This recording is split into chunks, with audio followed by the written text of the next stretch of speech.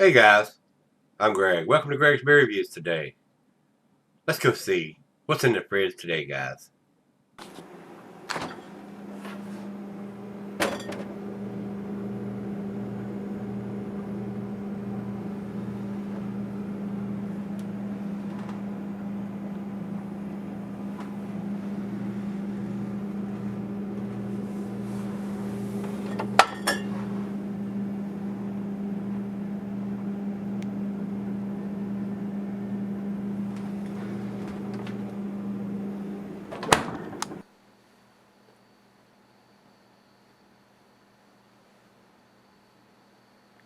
Hello everybody, welcome to Gregsbeerreviews today. Today's beer comes from Founders Brewing Company.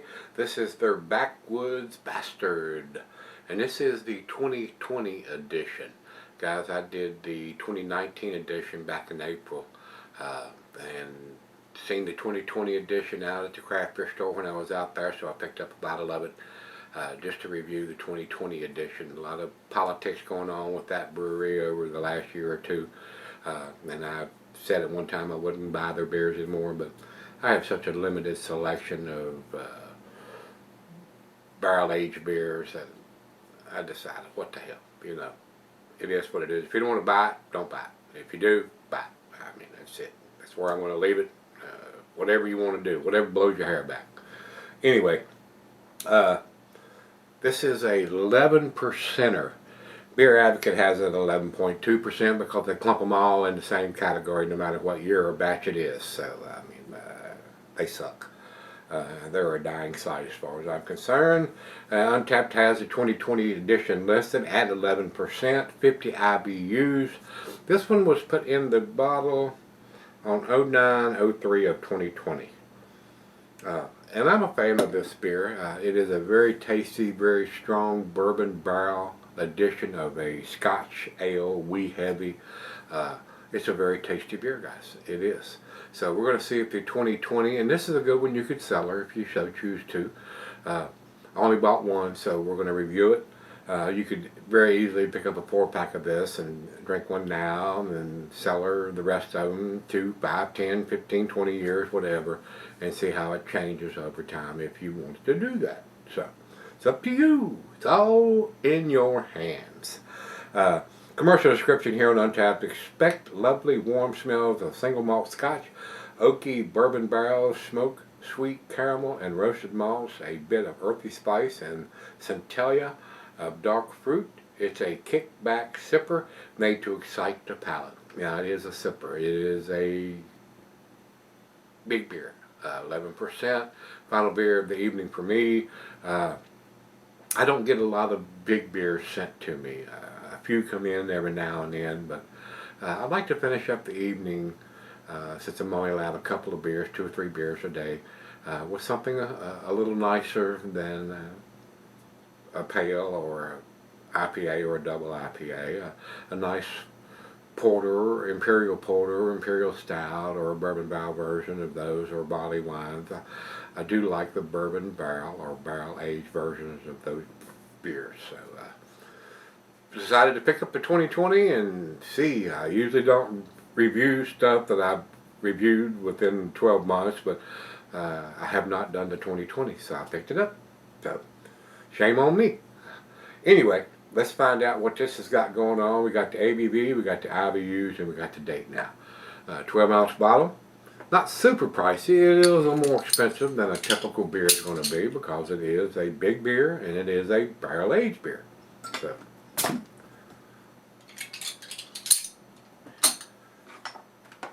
into the glass we go. I don't think this is going to pour a monster head, but I might be surprised. Yeah, it looks fairly carbonated. So I don't think I'm going to stand this one up. I am going to do the little swirly swirl and try to get it all in the glass.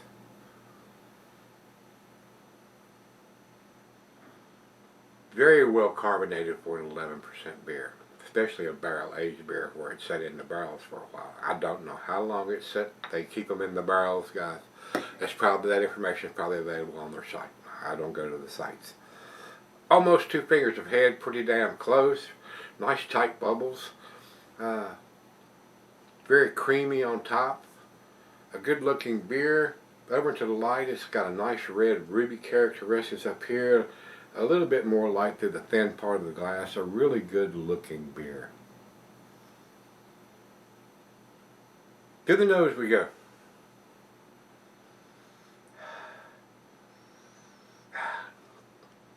The bourbon notes are not off the chain. And I usually find that very common for this beer. It comes up to room temperature. It's right out of the fridge.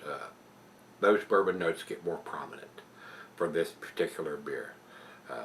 For a lot of beers, I get that bourbon notes right off the bat, cold out of the fridge and all that. So this one is a little more subdued.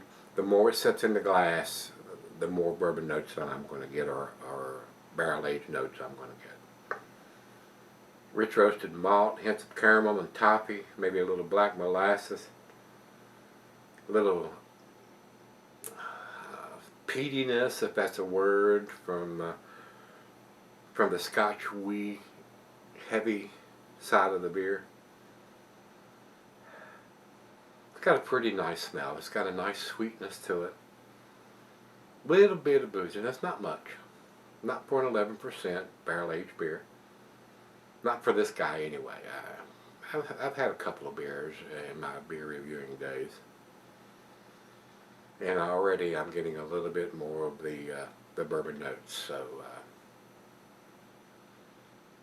smells good. Smells real good. Let's dive in. Cheers, everybody.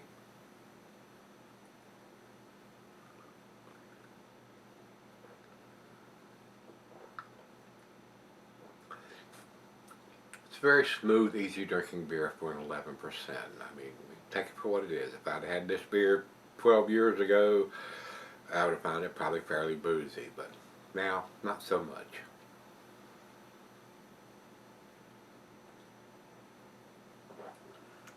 Same notes on the taste I was getting in the aroma.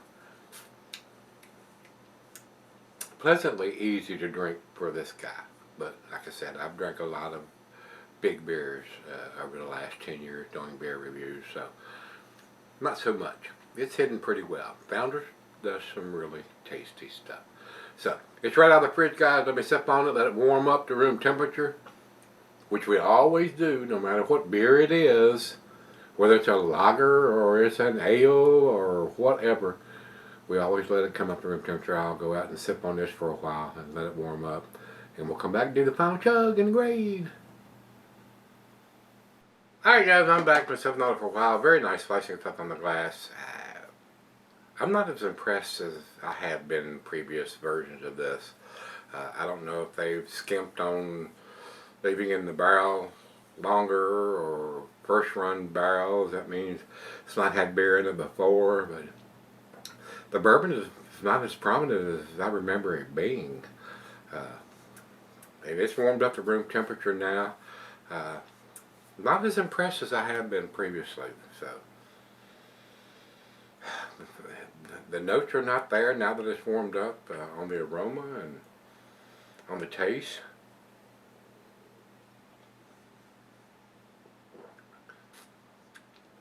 It's a tasty beer, but definitely not world class or outstanding in my opinion. Final chug.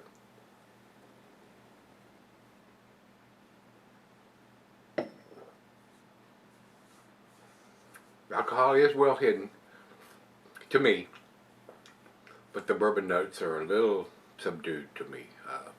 For what this beer costs, it'll be a little more prominent than that, and I remember it being more prominent than that. So I don't know what's changed, or if anything has changed, or my palate has changed, or what's going on, but not as impressive as it has been, guys. To me, I'm going to give this a 93. A minus. Over to Beer Advocate, they clump them all together. They don't even have the right ABV. They say 97. Not going there. And over to Untappd, they have the 2020 edition. They have it at 4.25. Again, that's in their A minus range also. And I agree with that. That's where it's at. It's unfortunate, but it's an A minus beer to me, and to a lot of other people too. So that's what it comes up to being an untapped. So if you've had the 2020 edition of the Founders Backwoods Bastard, let me know what you think. Till we meet again, let's go see what's in the fridge.